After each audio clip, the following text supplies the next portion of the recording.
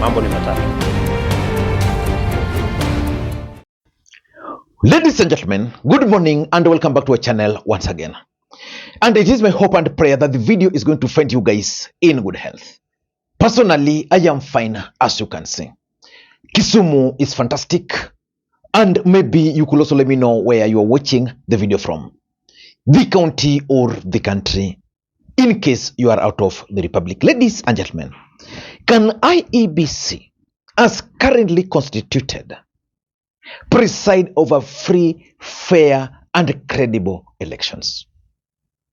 I'm asking that question because you all remember when the new IEBC commissioners were appointed, a lot of questions were raised.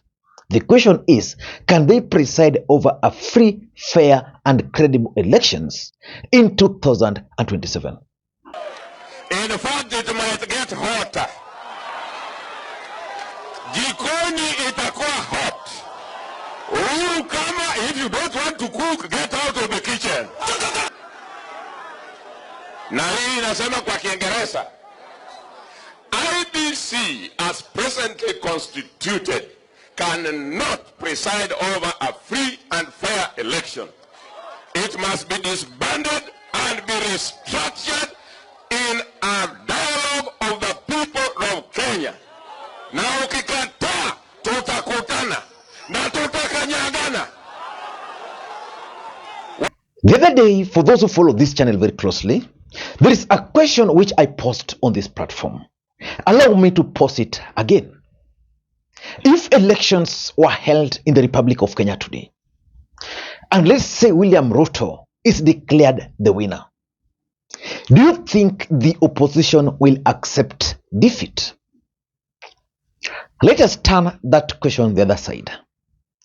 Assuming William Ruto is defeated in 2027 by the opposition, do you think he will accept defeat? Because the only way to accept defeat is if elections are free, fair, credible, and verifiable, or close to that. Over the weekend, the Wajir member of parliament, the women rep, shocked the entire country when she revealed that they will rig in William Ruto in 2027. Sisi kama wabunge wa North Eastern, nikiongea kutoka Wajir, sisi maneno ya His Excellency the President, sisi maneno yetu ni mafupi tu. Tunasema tu 2 term. Ama kuna maneno mengine? 2 term. Sio? Si tunangojea tu debe iletwe, hata kama hatutakuwa na votes, tutamuibia. Hiyo si siri. In this video, I want us to talk about her statement. Because that statement is not good for the country. That statement is not good for William Ruto. That statement is not good for anybody in the Republic of Kenya. Before you do that, for those who are watching this channel for the first time, please take a second or two.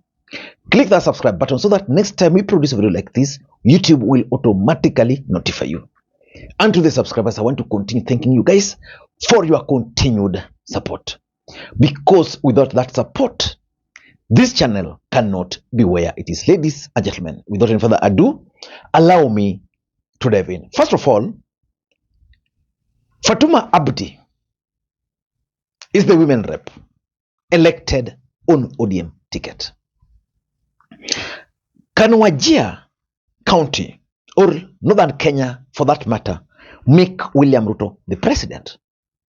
Because what this lady is suggesting is that if those votes will not be there, wataongeza. Let us go back to 2022, the presidential results. Raila Odinga got 82,000 votes in Wajir. William Ruto got 48,000 in Wajir. That translated to around 36 for Ruto, 64% for Raila Odinga. The turnout was 66%. The total registered voters in Wajir County was 2,007. Assuming that it turned out 100%, probably that would have made change, might have forced a runoff. But can those votes make William Ruto the president? Of course, now you add to the votes from the entire northern Kenya and the diaspora, because as we speak, there is a general consensus that the population of the northern Kenya has really increased and that their numbers were suppressed during the previous years. And therefore, if well mobilized and facilitated to get IDs, their numbers would increase. But my question is, can we get, for example, Wajir County, which had 207 registered voters, can those numbers shoot to 500,000? Because if they can shoot to 500,000 registered voters, then this lady is right. And what are the plans to increase those numbers from 207,000 registered voters to over 500,000? That is where the problem is. Ladies and gentlemen, this talk is bad because of the following reasons. Number one, it provides the ground to reject results. IEBC was reconstituted the other day. I know one of the tasks they'll be undertaking is to register new voters. Assuming in real sense the numbers from the northern Kenya will shoot, just sincerely they will shoot, just assuming.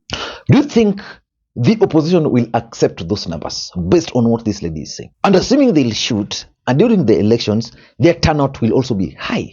This is the ground which the opposition will use to reject the elections results. Because there is one thing which we have to agree to, that there is a feeling in Kenya that the only way William Ruto can win the presidency of the Republic of Kenya is through reggae. And that scheme is being hatched somewhere in northern Kenya. So even if William Ruto were to win in northern Kenya, there are people who will not agree, who will not accept those results. That's why, for me, I found that statement by the lady to be a bit reckless. Number two, and this is very, very dangerous. You see, there is now the feeling that the 2027 presidential elections will be rigged. So what is going to happen is that the opposition, for that matter, let's say Kalonzo or Matiang'i or Rigathi, they'll come up with a cake method of vote protection unit. Because, if you are going to an election, and in your mind you know so well that this election is going to be rigged, what do? You plan how to protect your votes.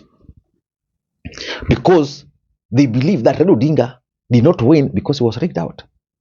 And because they don't want to be another Raila Odinga, what is going to happen is that they are going to devise strategies of protecting the votes. Remember, the law is very clear on how elections are conducted. You go, cast your vote, go. How will they protect the votes? And that's where I see chaos. So for me, that talk is going to lead to very dangerous strategies. People are going to strategize how to protect their votes. Number three, it also puts the credibility of IEBC to test. IEBC has already issued a statement. Remember how these commissioners were appointed. Kenyans linked them to political class. Sijui who is related to Nanok, who works with Ruto, sijui who is related to Junet, who is those web people were able to construct. And now this lady coming to talk like this, it will put the credibility of IEBC to test. To an extent that even if they were to conduct free and fair and credible elections, nobody will accept or nobody will believe them. And therefore that talk the lady should be made to actually apologize. And lastly, I'm foreseeing a situation where these kind of talks can actually lead to serious voter apathy. I want to give you an example. Currently, there are those who voted for Raila Odinga. They voted for Raila Odinga 2007, 2013, 2017, 2022. Most of them believe that Raila Odinga has always won. But even those who don't believe that he has always won, they have one belief that at least in 2007, Raila Odinga won the elections. So they believe that it's a waste of time going to the polling station to cast the vote. So most of Raila Odinga supporters in the next election will not be voting. Now, if you say with that confidence that you guys will make Ruto president in northern Kenya, what is going to happen? Most people will feel that, okay, they have a strategy of making Ruto the president. So there is no need for us to turn up in large numbers to vote. Because if I was going to vote for Ruto and his vote is already assured, how will I vote? In fact, it's going to hurt even William Ruto's camp also. Because their supporters will sit pretty somewhere that, okay, we have a plan. The other people will also be like, there is no need of us waking up to go and vote because the votes are already stolen. So it's going to create serious voter apathy in the Republic of Kenya, if not well managed. Ladies and gentlemen, I don't know what you think. That's my take. Until next time, this is Lee Makwiny. Bye-bye.